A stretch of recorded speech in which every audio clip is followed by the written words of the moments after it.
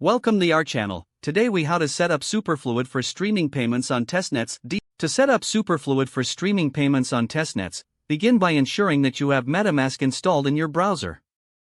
Open MetaMask and create a new wallet or import an existing one. Make sure to switch your network to a supported Ethereum testnet, such as Goerli or RinkBuy. Once connected, visit the official Superfluid website to access their documentation. Follow the prompts to download any necessary dependencies for your development environment.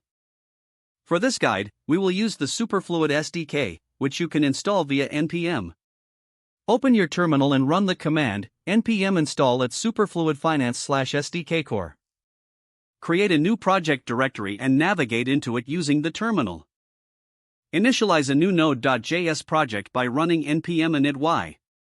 Create an index.js file in your project directory for the main script. Now, import the Superfluid SDK in your index.js file. Instantiate the Superfluid framework by setting up your provider and signer from your MetaMask wallet. In your code, define the Superfluid host address for the testnet you're using.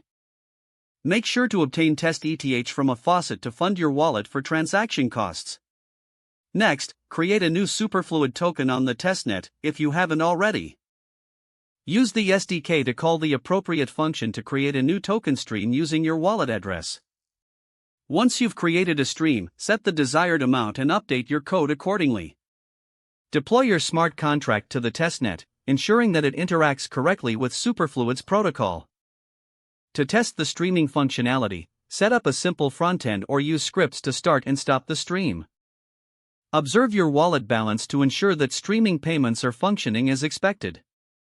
Finally, monitor any logs or outputs for errors during transactions. By following these steps, you will successfully set up Superfluid for streaming payments on testnets.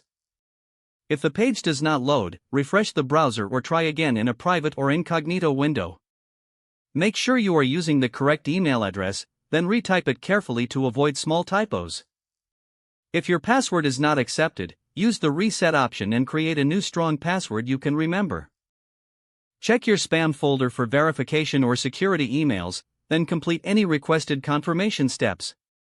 Enable two-factor authentication if available to improve account security and reduce unauthorized access risk. After signing in, review your profile details so your contact information and settings are accurate and current. Don't forget to like this video and subscribe to our channel for more step-by-step tech guides.